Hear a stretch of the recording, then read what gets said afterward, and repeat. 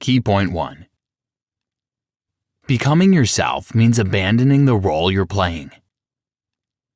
Millions of people feel lost and worn out at a certain point.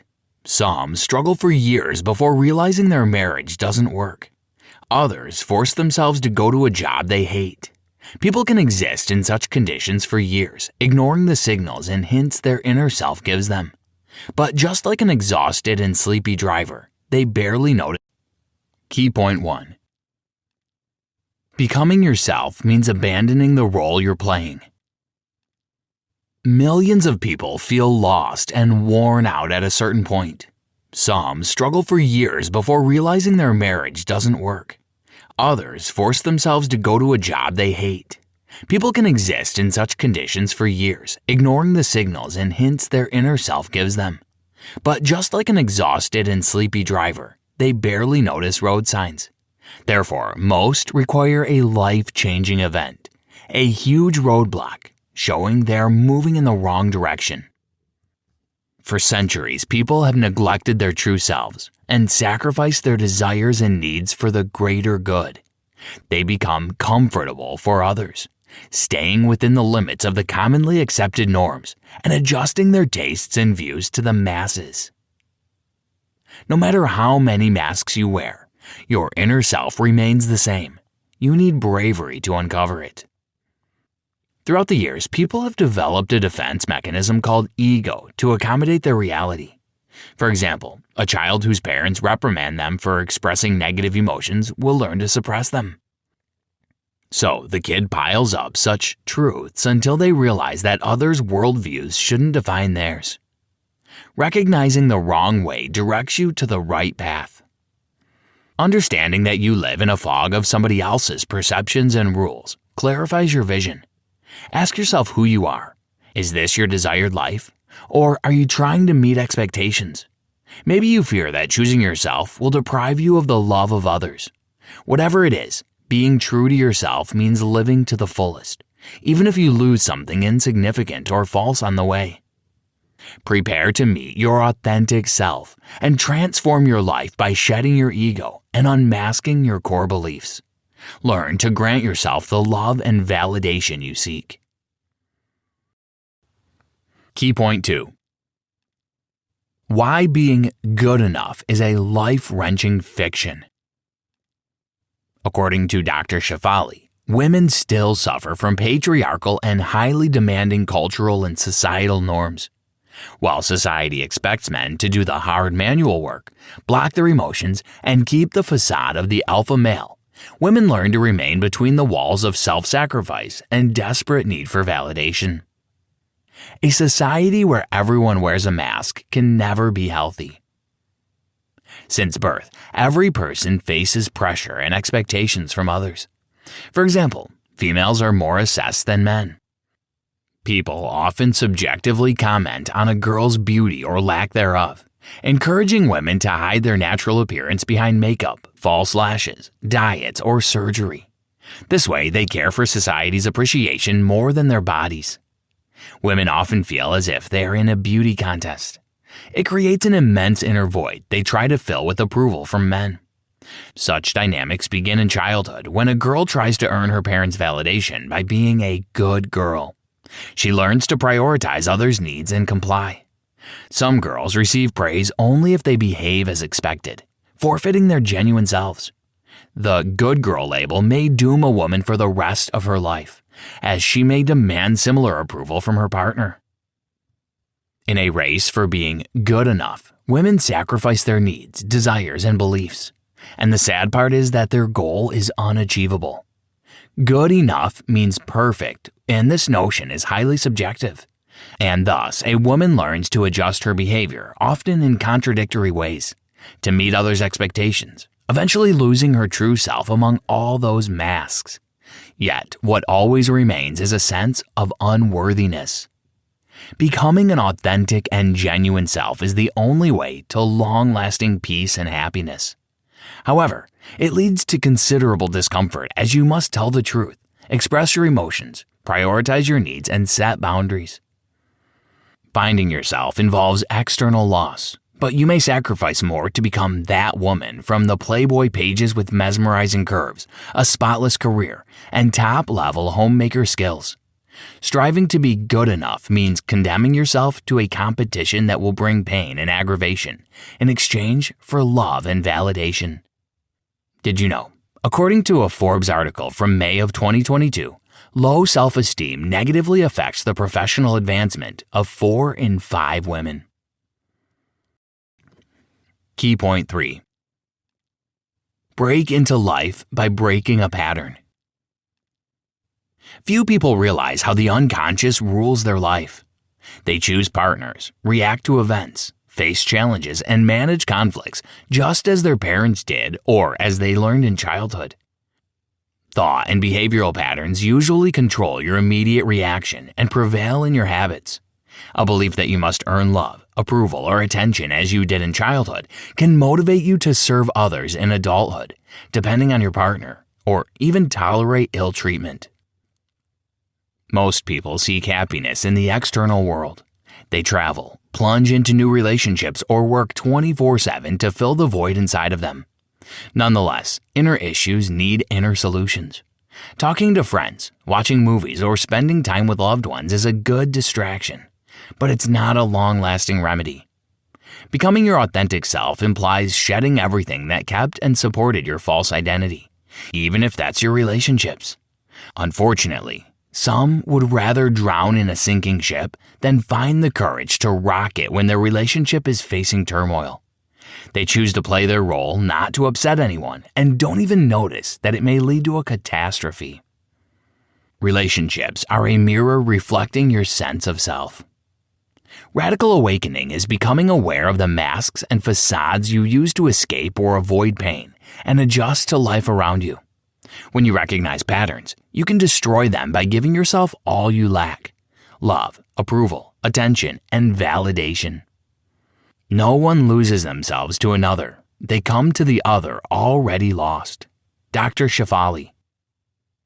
Living with your eyes open means living actively. Nothing happens to you. It is for you. Negative experiences will change color when you realize your reaction made them seem painful and dramatic.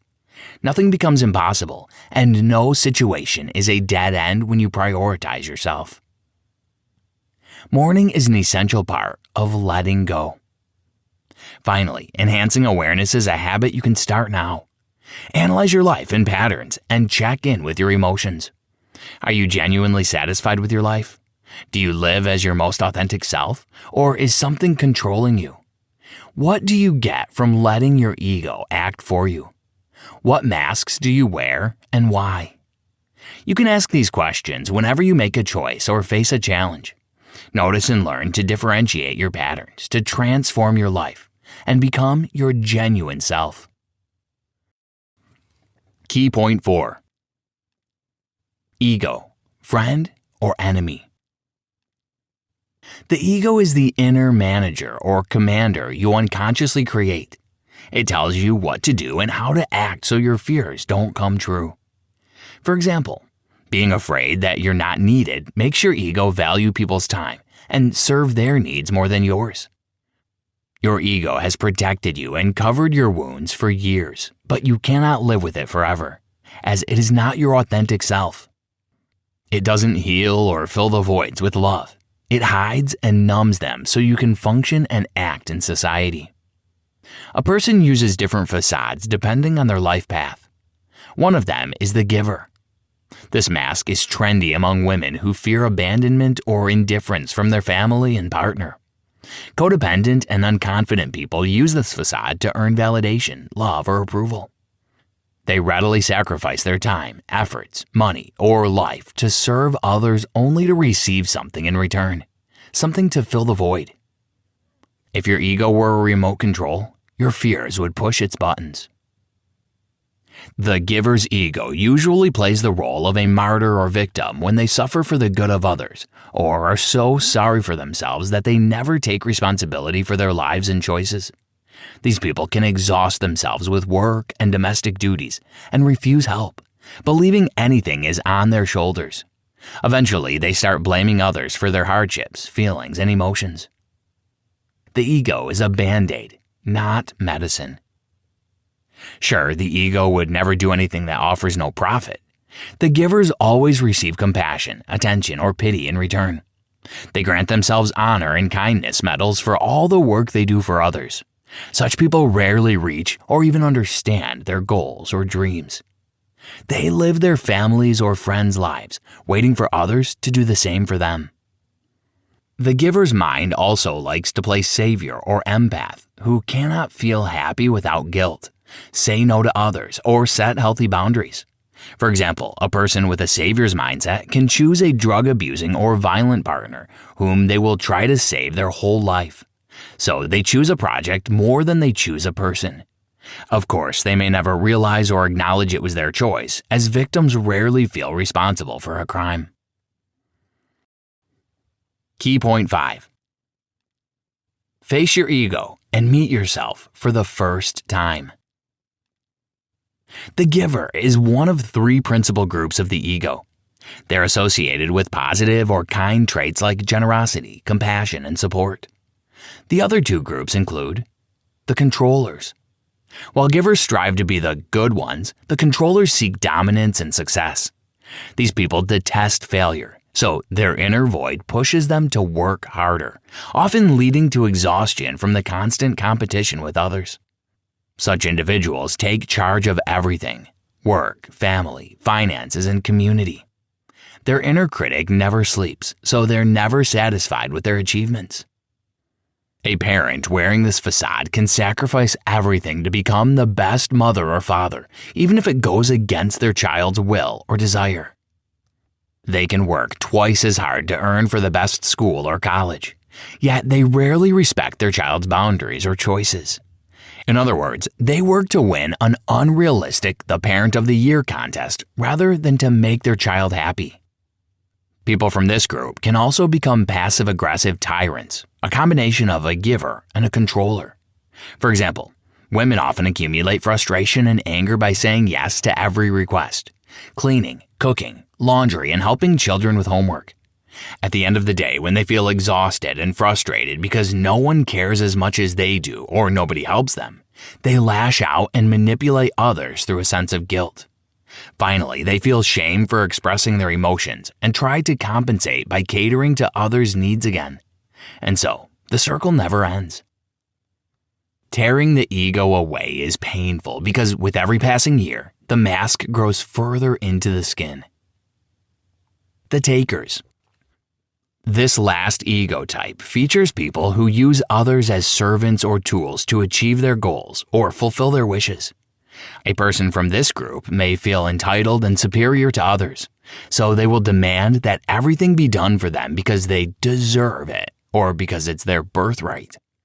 The takers rarely realize or employ their power outside of bossing everyone around. Their self-worth ultimately depends on people's validation and approval, but contrary to the givers and controllers, they do not earn those feelings. They expect to receive them. They often feel and act helpless, childish, and irresponsible to receive attention, and feel angry and anxious if they don't receive any. Key point 6. Why using the products of mass culture can make you one of them. After meeting your ego and detecting how it takes the upper hand in your life, you can loosen its grip by acting differently. The further you go into your inner self, the more false beliefs you will encounter. Cultural lies travel from generation to generation, becoming a part of whole nations. For example, mass culture conditions people to buy expensive presents on Valentine's Day. Thousands of people waste hours in queues and chunks of their salaries on roses that will wither in 3 days. Thus, the cultural mastermind rules the brains of the masses. Most people don't even realize they are in the matrix of someone else's rules and never question those guidelines. We don't live a life, we live a pattern. Dr. Shefali. Furthermore, people live by their beliefs more than they do by the facts. Emotions make those preconceptions more powerful, making it impossible to differentiate between fact and fiction. Most never examine the origin or reasons for the stories they believe in, so they become puppets while mass culture pulls the strings. Immense changes take time, but they start in one person's head. The only way to break the limits set by societal and cultural lies is to wake up. Start by detecting and questioning the ways you live and do things. Why are you doing what you do? Is it because someone told you? Or maybe it's a family tradition? Put your beliefs and values in the dock and start an interrogation. Cultivate awareness daily and even in the most mundane chores or tasks. For example, you can use laundry products because they have perfect ads but not the best quality. Indeed, it doesn't mean you must rebel against mass production, but when you're aware of your patterns, you can cut the apron strings. Now you choose what your life and laundry products must be. Finally, seeking external validation forces people to become mass culture followers, and over time, it seems normal. Choosing to live by beliefs set by others deprives a person of energy and inner power. Therefore, your life cannot be unique and happy until you realize you're going down a well-worn path. Live in a world of what is, not what if, and choose your thoughts as you select clothes. Otherwise, you'll end up looking just like everyone else. Key point 7. Live mindfully. The radical awakening happens when you start to see the world and yourself differently, but it won't last unless you support this state daily. Past patterns are like addictions, and you hardly notice their hold on you. For example, choosing a different reaction in a fight with your partner takes courage and a particular level of consciousness. Yet, if you succeed, you'll notice how much authority and power you can have over yourself and the situation. Here are some tips to shed the mask and manifest your authentic self. Turn your attention inward. Most people are reactive. Certain events and people trigger them, causing them to act in the patterns they're used to. For instance, many get upset or angry when things fail to go their way. However, the key is to catch yourself when something goes wrong and not let it push your buttons. Discern the people you communicate with. Most adults are like toddlers, ruled by emotions. Everyone has a different level of consciousness and growth. Some are aware of their inner desires and meet all their needs, while others aggressively protect their beliefs and patterns. Understanding it will give you more compassion for yourself and others. Set your boundaries. You are in charge of your life, but anyone can take advantage of you if you allow them to. Therefore, find the power within to show others what treatment and attitudes you will not accept or tolerate. Cultivate independence from others' opinions. Growth very often comes with losses. Like a rocket launched into the sky drops everything burdening it. A person sometimes breaks destructive ties. No one likes to be left behind. Therefore, be prepared for opposition, rebellions, or even offenses when you become loud, assertive, and different. The offenses people throw at you are about them, not you. Take responsibility for your life. The authority within you is 100% yours. You can change everything inside of yourself. Therefore, you are responsible for your growth, financial situation, emotions, and life. If you suffer from ill treatment, it's because you choose to tolerate it, and you can stop it by changing your decision. Finally, becoming your genuine self is about leaving the pattern, even if it's uncomfortable or painful. Otherwise, you condone living in a matrix and going down the same paths your predecessors did. You have the power to think and live differently. Use it. Conclusion. For many, life is an external force like the sea that either throws their boat and crushes it on the rocks or is calm and pleasant. Such perception makes a person just a toy in the hands of an immense force. However, it is far from the truth. Life reflects your mindset and beliefs of your ego and centuries-long conditioning. People hide their faces behind a mask because otherwise they can become outcasts or their loved ones may reject them. For many, self-love and self-care signify selfishness, especially for women. Society expects females to sacrifice their careers and lives, So many feel trapped and caged by the institutions of marriage and family. Such a situation gives birth to arguments, passive aggressiveness, depression, pain, and ruined lives. Nonetheless, people have the power to change it. As soon as most find the courage to shed their ego and false beliefs, they will learn to face their genuine selves, meet their needs and desires, and become loving and compassionate to themselves and others. Hence, find the inner strength to manifest yourself and drop all the facades. Thus, you will break the matrix and enjoy an exceptional and harmonious life. Try this. Practice the following tips to enhance your awakened state. Sit in a quiet place and close your eyes. Think of the dominant patterns in your relationships with other people. Try to recall an example of when you reacted or behaved just like your parents did. What is the origin of your patterns? What caused the pain or anxiety? How can you act differently next time? When something triggers a similar reaction, pause and turn your attention inward. Act differently. Remember, it's always your choice how you act.